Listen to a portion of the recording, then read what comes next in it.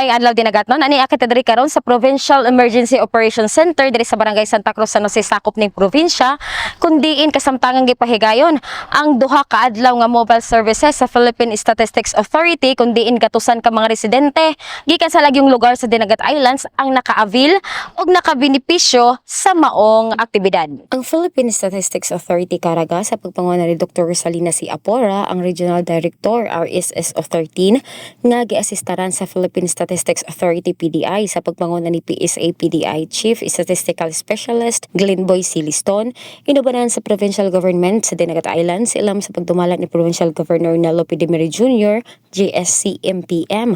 Malampusong may pahigayon sa duha ka adlaw nga mobile civil service registration diin tumong niini nga aktibidad ang paghatag og sayon nga access sa mga importanteng dokumento sama sa marriage certificates, birth records, certificate of no marriage, death certificates ug uban pa. Sa usa ka pamahayag, mipadayag si Governor Dimiri Jr. sa iyang dakong pasalamat ngadto sa PIS-13 sa pagdala sa ilang mga serbisyo diri sa mga residente ni ining isla diin dugang paniini nga adunay 8,000 pa kakatawhang dinagatnon ang wala makarehistro. Nahibalan ako sa PSA nga doay 8,000 kabuok ang walay birth certificate sa dinagat nun. So mo nang ato ang gipanghusgan nga magpermanente na nga mag-issue gyud og birth certificate aron marehistro ang uban.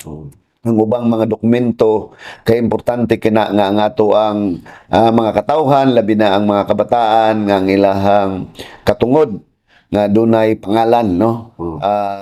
The right to a name and identity dapat mo na mahatag nato nga katungod mo nang katungod sa bawat Pilipino, katungod sa tanang dinagatnon. So permanent naman na atong giplanuhan karon man gani atong gitan-aw nga sa atong 402 hectares na anang PSA permi para ang uban makakuha og mga kinahanglan nilang mga dokumento aron magamit nila sa pang-inadadlaw nga panginahanglan sama sa eskwelahan, sama sa pasaporte, sama sa pag-claim og mga benepisyo o daghan pang ubang mga purposes niani.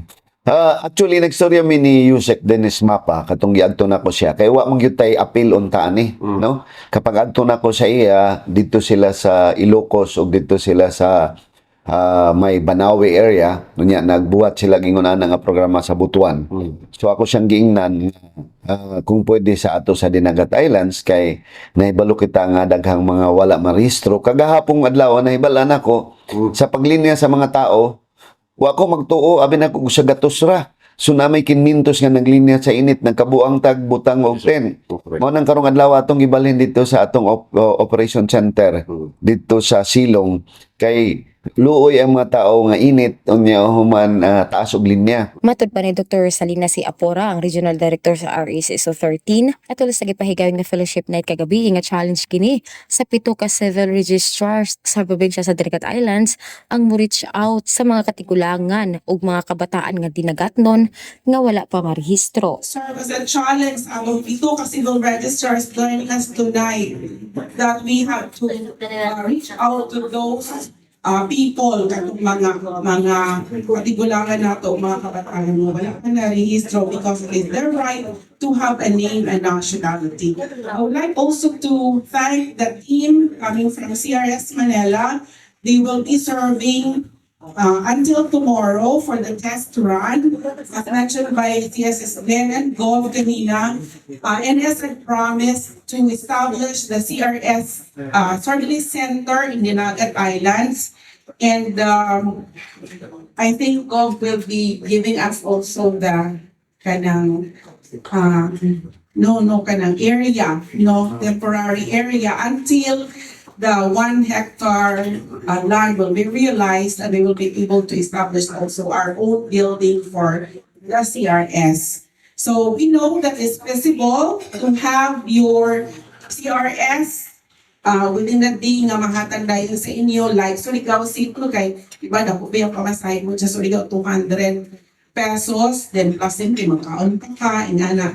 Go Now is giving the services within the island. Samtami padayag sa iyang dakong pasalamat ang usa sa mga nakabinipisyo sa gipahigayon nga mobile services sa PSA nga taga Barangay Nazaret, lungsod sa Basilisa. Dako gyud kay nakatabang ni kay ug moadto pa kog city dako ko gasto nya kuan kanang di na ko maghasol pa ba mag online pa man good.